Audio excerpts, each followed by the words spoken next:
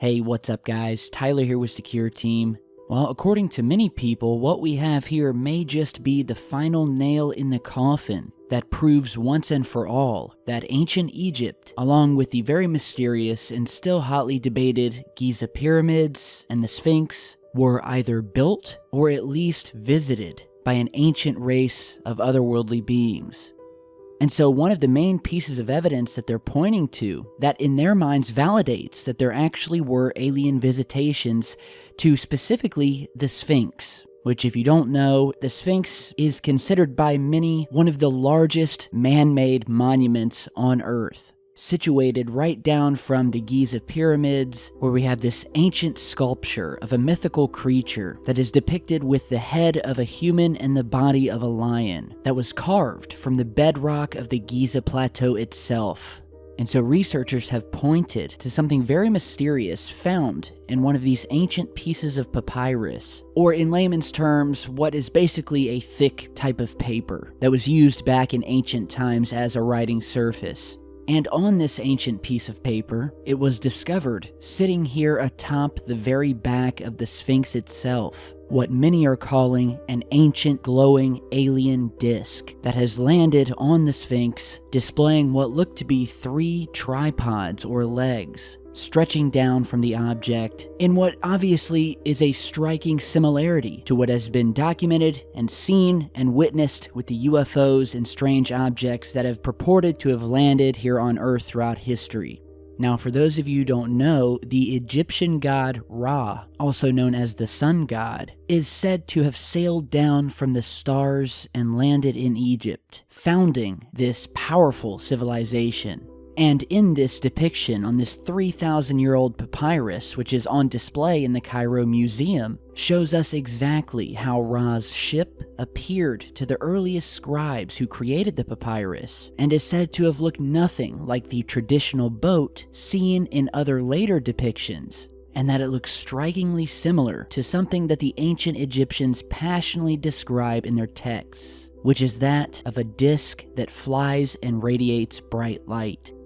So a man by the name of Wayne Herschel, who's a South African author of a book titled The Hidden Records, has offered up a completely new hypothesis. He supports many other controversial authors who have suggested that the strange winged disc of Egypt really is an ancient UFO. He says that the anomaly on the papyrus is clearly celebrating exactly what it was, a flying disc that shines like the sun and comes from the stars. It's also been said that there are remnants of what appears to be the remains of an arched door at the back of the Sphinx head that has been filled in with rocks thanks to the many repairs over thousands of years.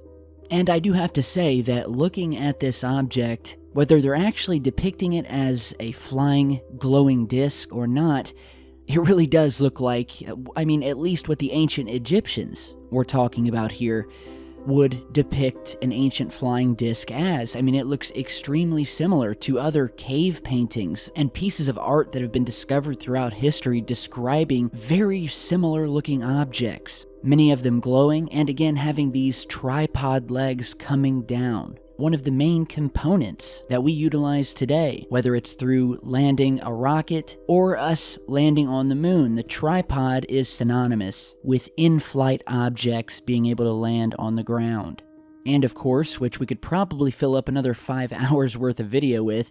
is the ancient aliens theory regarding everything in ancient Egypt, not just the Sphinx, but of course the pyramids of Giza, which hold even more mystery and so many things that even to this day scientists and archaeologists cannot explain. They cannot account for. And we're talking from the simplest things like how the pyramids were built in the first place.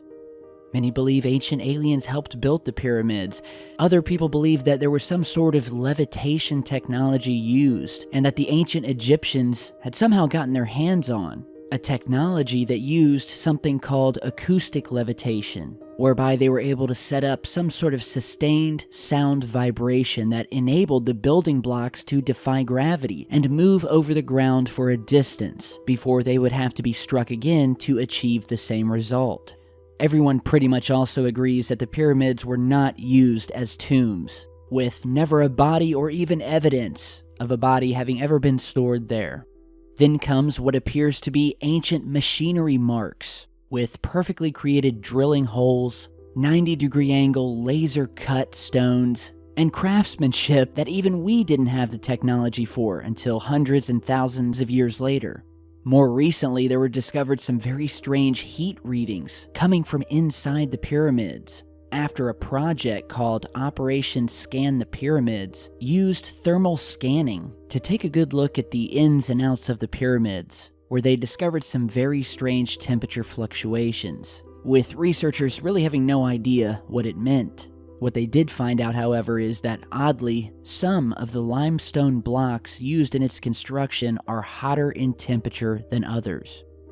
And we could go on and on, from the ancient Egyptians' masterful knowledge of mathematical, astronomical, and geophysical information. These people knew things about our universe and about the stars that, again, weren't found out and weren't in mainstream science until thousands of years later. And so I guess we'll end the video today with the big question, is that how did they know so much with, I guess, so little? And is this a depiction of one of these ancient discs that have been referenced time and time again in Egyptian literature? And really the big question is, were the ancient Egyptians keen on something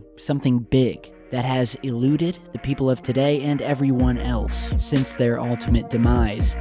I will let you guys decide for yourselves, so let me know what you think down in the comments below. Thank you guys for stopping by today. Be sure to follow me on Facebook and Twitter, and I will see you guys back in just a bit.